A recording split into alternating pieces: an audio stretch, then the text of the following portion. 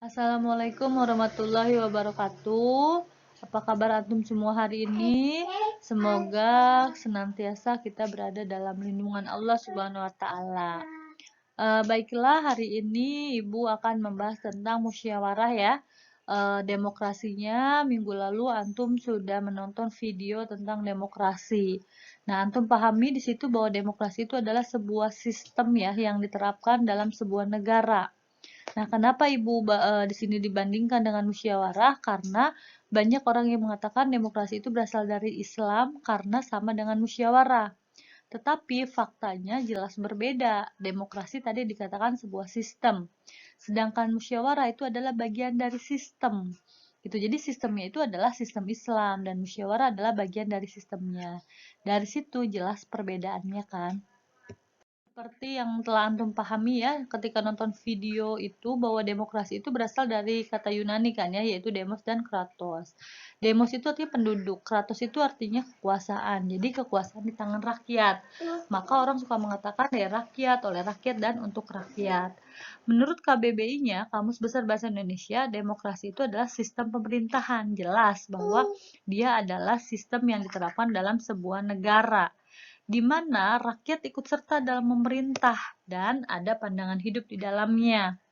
Nah, demokrasi sendiri adalah suatu pandangan hidup dan kumpulan gitu ketentuan seluruh konstitusi, undang-undang, dan sistem pemerintahan.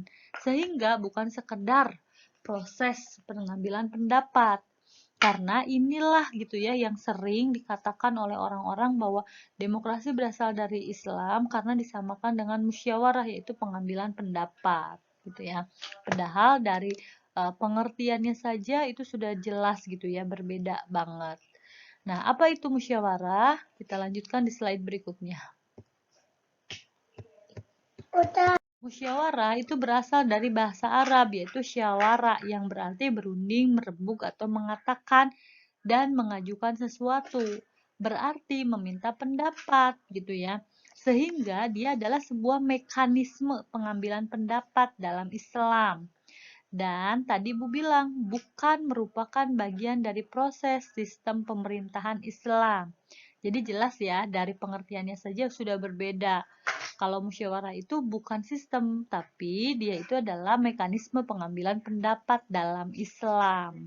Jadi kita nggak bisa lagi menyamakan bahwa demokrasi itu berasal dari Islam karena sama dengan musyawarah. Itu salah. Tadi antum sudah memahami ya pengertian dari demokrasi dan musyawarah. Jelas perbedaannya gitu ya. Nah, kalau demokrasi itu adalah sebuah sistem. Kenapa dikatakan sebuah sistem gitu ya? Karena memang diterapkan di dalam sebuah negara. Dan dia gitu ya lahir dari akidah sekulerisme, yaitu memisahkan agama dari kehidupan. Di mana gitu ya akidah ini membolehkan gitu ya beragama apapun dengan Tuhan siapapun. Tapi di dalam kehidupan ini gitu ya haruslah diatur oleh manusia. Nah, dari sini lahirlah demokrasi gitu buahnya. Nah, demokrasi itu gitu kan buatan akal manusia. Di mana tadi pengertiannya sudah jelas kan, dari rakyat, oleh rakyat, dan untuk rakyat. Di mana kedaulatan itu gitu ya landasannya ada di tangan rakyat. Rakyatlah sebagai sumber hukum. Sudah dijelaskan juga kan di video kemarin gitu ya, bahwa yang dimaksud dengan kedaulatan di tangan rakyat itu artinya rakyat itu membuat undang-undang dan undang-undang dasar yang harus dipatuhi oleh rakyatnya, sekalipun itu nanti bertentangan misalkan dengan hukum syara gitu ya, karena sudah diputuskan gitu ya dengan suara mayoritas, maka mau tidak mau, suka tidak suka harus dijalankan oleh rakyatnya gitu ya. Nah, rakyat yang dimaksud di sini tuh siapa? Yaitu pemimpinnya gitu yang dipilih menurut mereka secara demokratis gitu ya dengan suara mayoritas tadi gitu. Makanya mereka mengatakan sama kok dengan Islam, bahwa Islam pun gitu ya ketika mengambil keputusan dengan suara mayoritas gitu, diangkatnya itu oleh rakyat gitu kan. Makanya mereka bisa menyamakan gitu ya. Padahal tadi kita udah bisa sangka dari sisi pengertian saja gitu ya. Nah, dengan kedaulatan di tangan rakyat pun artinya di sini rakyatlah yang memiliki keputusan tertinggi gitu. Yang tadi pemimpin yang dipilih oleh rakyat itu gitu ya. Sekalipun gitu ya yang namanya manusia itu kan jelas ya akalnya terbatas gitu kan. Yang namanya standar baik dan buruknya pun berbeda, tapi mereka ya memakai itu gitu, menggunakan manusia gitu yang tadi pemimpin itu untuk menerapkan suatu hukum gitu ya. Nah, walaupun kalau kita lihat faktanya saat ini gitu ya, mereka membuat keputusan itu tidaklah berdasarkan kepentingan rakyat. Justru bagaimana mereka membuat keputusan itu untuk menguntungkan segelintir orang gitu ya, yang dimana mereka punya kekuasaan gitu kan, baik penguasa maupun pengusaha gitu ya. Jadi benar-benar manusialah yang membuat keputusan itu. Nah, itu kan jelas sekali ya, gitu ya, dari 4 yang tadi Ibu jelaskan bahwa bahwa demokrasi itu akhirnya buatan akal manusia, landasan kedaulatannya di tangan rakyat, sistem permintaan suara mayoritas, yang 4 ini ditambah satu lagi yaitu adalah adanya kebebasan di dalam demokrasi ini gitu ya, itu pun sudah dijelaskan kan ya di video sebelumnya gitu ya. Jadi, dengan 5 hal ini tuh jelas sekali berbeda gitu ya kalau kita mau bandingkan dengan musyawarah. Harusnya kalau mau bandingannya itu dengan sistem Islam gitu ya. Nah, sistem Islam itu jelas beda. Lahirnya saja dari Sang Pencipta. Nah, Islam itu bukan buatan akal manusia, tapi karena lahirnya aja dari Sang Pencipta, maka aturannya pun dari Sang Pencipta. Jadi landasan kedaulatan itu ada di tangan Allah sebagai sumber hukum gitu ya. Dan manusia gitu ya, atau dikatakan pemimpin gitu ya, khalifahnya itu hanyalah menjalankan kekuasaannya. Sedangkan penetapan hukum syara'nya tetap ada di hukum syara atau pada Allah sebagai penentu keputusan gitu ya. Karena Al-Qur'an itu sudah turun secara sempurna gitu ya untuk mengatur seluruh aspek kehidupan gitu ya. Nah, di dalam Islam sendiri tidak ada yang namanya 4 kebebasan ini gitu ya karena setiap perbuatan manusia itu terikat dengan hukum syara. Jadi perbandingan antara demokrasi dengan sistem Islam itu jelas berbeda. Maka tidak bisa demokrasi itu dijalankan pada sistem Islam atau sistem Islam juga dijalankan dengan demokrasi. Nggak boleh saling tambal menambal. Jadi kalau mau demokrasi berarti dengan sekuler kapitalisnya. Kalau dengan Islam ya harus dengan Islam pure murni gitu ya. Nah, kalau sekarang kita lihat gitu ya tidak ada demokrasi di dalam Islam atau Islam ada demokrasi, itu nggak ada gitu ya. Musyawarah sendiri itu berasal dari Islam ya, yang tadi Ibu bilang adalah bagian dari sistem Islam. Nanti seruannya atau kenapa musyawarah itu ada di dalam Islam gitu ya, karena terdapat di dalam surat Al-Imran ayat 159. Nah, yang kedua, musyawarah itu bisa dilihat dalam 3 hal. Kalau tadi ya, misalkan Ibu katakan banyak orang yang menyamakan demokrasi dengan Islam karena sama-sama gitu ya mengambil pendapat mayoritas. Sebenarnya di dalam musyawarah itu pengambilan suara mayoritas itu tidak selalu gitu. Artinya memang ada yang ketika mengambil keputusan itu dengan suara mayoritas gitu ya, tapi tidak selalu hanya dengan suara mayoritas karena ada dua hal yang lain. Yang pertama, musyawarah itu bisa dalam hal hukum. Artinya ketika seseorang gitu ya, artinya ketika Islam mengambil landasan gitu ya atau keputusan untuk suatu persoalan gitu ya, yang itu berdasarkan kekuatan dalil gitu ya, artinya tentang hukum sesuatu hal, maka tidak boleh ada perbedaan, harus sesuai dengan Al-Quran dan hadis Rasulullah, karena sudah ada hukumnya. Seperti contohnya di perjanjian Hudaibiyah gitu ya. Bagaimana gitu kan Rasulullah itu mengambil keputusan itu tidak meminta pendapat dari para sahabat, tidak juga meminta pendapat dari ahli. Tetapi itu Rasulullah langsung memutuskan sendiri. Walaupun pada saat itu gitu ya, para sahabat itu tidak menyetujui gitu apa yang dilakukan oleh Rasulullah. Karena menurut mereka dengan adanya perjanjian Hudaibiyah ini akan menguntungkan gitu kan orang-orang kafir dan merugikan kaum muslimin. Tetapi Rasulullah itu mengambil keputusan itu karena memang sudah ada di dalam Al-Quran, artinya itu sudah diperintahkan oleh Allah gitu, bahwa memang harus melakukan perjanjian Hudaibiyah gitu ya. Nah ini gitu kan maknanya langsung dari Allah, sehingga sekalipun para sahabat pada saat itu tidak mengetahui ada apa sih di balik itu gitu ya, tapi kaum muslimin pada saat itu, para sahabat itu menyerahkan pada Rasulullah, karena itu sudah berdasarkan Al-Quran dan hadis Rasul, maka mereka menerimanya. Tidak ada perbedaan pendapat gitu pada saat itu gitu ya. Misal contoh lain, ketika gitu ya, ketika akan memutuskan suatu perkara gitu ya, bahwasannya yang korupsi gitu kan, yang hukumannya itu adalah potong tangan karena disamakan dengan mencuri yang lebih dari 4,25 dinar gitu ya, maka potong tangan. Nah, dalam perkara itu gitu ya, tidak ada yang diperdebatkan karena sudah jelas hukumnya, ada berada di dalam Al-Qur'an. Nah, sedangkan pengambilan keputusan gitu kan, musyawarah itu kan landasan pengambilan keputusan gitu ya. Ketika landasan pengambilan keputusannya adalah ketetapan atau kesesuaian dengan fakta, artinya memang keputusan ini dibutuhkan ada ahlinya gitu ya. Maka di sini gitu ya, Rasulullah waktu itu sebagai kepala negara memutuskan suatu perkara ini berdasarkan pendapat ahli. Jadi bisa satu orang saja, nggak usah minta ke banyak orang gitu ya. Nah, kenapa? Karena memang itu dibutuhkannya ahli. Seperti contohnya itu di sini perang Khandaq ya atau perang Badar. Di mana waktu itu gitu ya, Rasulullah itu akan membuat parit ya yang besar gitu ya sebagai strategi perang.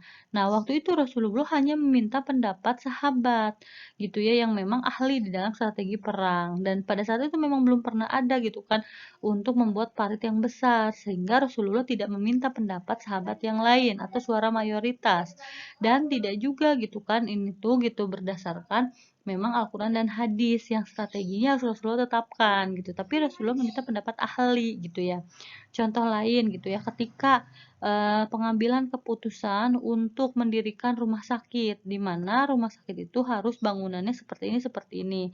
Nah, itu dibutuhkan hanyalah pendapat ahli gitu. Ahli apa? Ahli berarti yang mampu mendirikan bangunan, kan kayak gitu. Nah, jadi gitu ya pengambilan keputusan yang kedua ini tidak usah melalui suara mayoritas. Cukup satu ahli pendapat saja yang dimintai pendapatnya oleh pemimpin gitu ya. Nah, sedangkan yang ketiga ini nih yang selalu disamakan bahwasannya gitu ya di dalam musyawarah dalam Islam itu sama dengan suara mayoritas. Padahal gitu ya di suara mayoritas ini gitu ya landasan pengambilan keputusannya jika berkaitan dengan uslub atau teknis dan tata cara gitu. Artinya kalau misalnya tata cara gitu kan atau misalkan teknis saja gitu ya, itu tidak masalah untuk meminta suara mayoritas. Seperti contohnya pada perang Uhud gitu ya. Di mana waktu itu Rasulullah meminta para sahabat, apakah kita mau berperang di dalam apa di luar Madinah? Nah, itu kan tidak membutuhkan keahlian, tidak juga pengambilan keputusan untuk hukum cara gitu ya, tapi itu adalah masalah yang teknis saja, caranya saja harus seperti apa gitu ya. Maka pada saat itu Rasulullah mengambil suara mayoritas. Nah, di sini kita bisa melihat gitu ya perbedaannya bahwa musyawarah itu kan hanya untuk mengambil suatu keputusan gitu kan, bukan menetapkan suatu perkara yang memang itu tuh secara mutlak gitu. Nah, di demokrasi itu mereka tuh mengambil suara mayoritas dalam semua masalah gitu. Mereka tidak mengindahkan yang namanya hukum syara, mereka tidak mengindahkan yang namanya pendapat ahli. Pokoknya suara mayoritas itulah yang diambil oleh mereka gitu. Bahkan bukan lagi suara mayoritas kalau sekarang ya, lebih ke arah bagaimana mereka itu mengambil pendapat segelintir orang yang mereka itu memiliki kekuasaan gitu ya. Nah, di sini jelas sangat berbeda gitu ya. Dan nggak bisa tadi kan Ibu bilang dibandingkan dengan musyawarah gitu kan. Nah, kriteria dalam musyawarah itu adalah mencapai mufakat. Tadi untuk mencapai mufakat itu tidak selalu harus suara mayoritas. Itu yang di dalam musyawarah. Ini dalil ya di dalam yang tadi bahwa musyawarah itu ada di dalam Islam karena terdapat di dalam surat Al-Imran ayat 159 yang artinya bermusyawarahlah dengan mereka dalam urusan itu. Kemudian apabila kamu telah membulatkan tekad, maka bertakwalah kepada Allah. Sesungguhnya Allah menyukai orang-orang yang bertawakal kepadanya.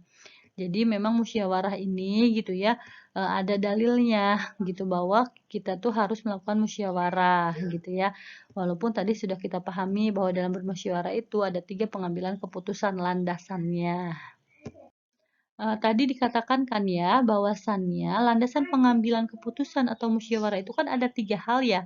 Nah, ini dalil yang pertama, yaitu landasan pengambilan keputusan adalah kekuatan dalil. Tidak boleh ada perbedaan sesuai Al-Quran dan hadis Rasulullah. Kenapa? Karena di dalam surat Al-An'am ayat 57 dikatakan bahwa menetapkan hukum itu hanyalah hak Allah.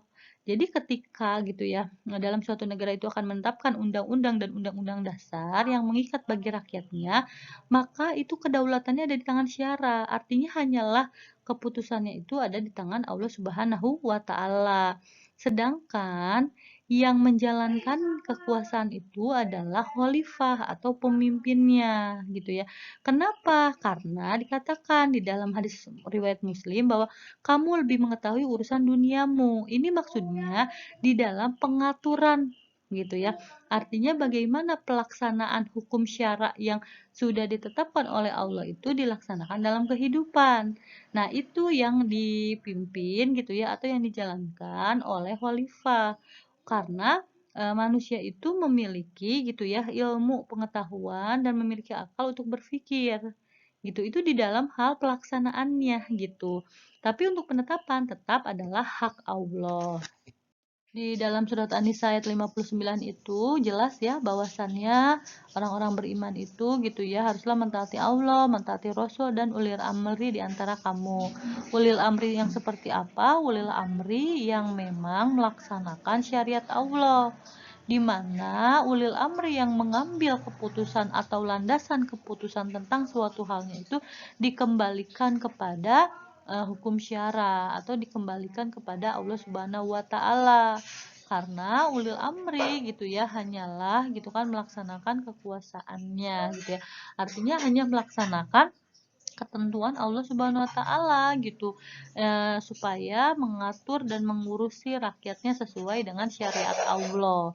Nah, itu yang bisa kita ikuti gitu ya. Jika ulil amrinya bertentangan dengan perintah Allah gitu ya, bagaimana ulil amri yang melaksanakan sistem demokrasi buatan manusia? Nah, ulil amri yang seperti itu gitu ya yang bertentangan itu tidak bisa kita ikuti apalagi ketika melaksanakan atau mengajak maksiat kepada Allah Subhanahu wa taala. Maka gitu ya, karena sistem demokrasi itu adalah buatan manusia yang tidak bisa mensejahterakan manusia gitu ya, memang dari akarnya memang sudah salah gitu ya, maka tidak ada alternatif lain selain memang Islam yang harus kita terapkan sebagai sebuah sistem. Nah, sedangkan gitu ya, jika memang dikatakan di sini, kemudian jika kamu berlainan pendapat tentang sesuatu hal gitu ya, ketika ada pengambilan keputusan gitu ya, ternyata ada bertentangan gitu ya, maka kembalikanlah kepada Allah dan Rasulnya jika kamu benar-benar beriman kepada Allah dan hari kemudian. Yang demikian itu lebih utama dan lebih baik akibatnya. Nah, ketika misalnya tadi ulil amri itu menjalankan kekuasaannya gitu ya. Nah, tadi kan untuk pengambilan keputusan secara hukum yang sudah ada di Al-Qur'an dan hadis gitu ya, itu mutlak tidak boleh terjadi perbedaan. Tetapi ketika memang terjadi perbedaan di dalam pengambilan keputusan tadi yang sifatnya memang adalah keahlian atau uslub gitu ya.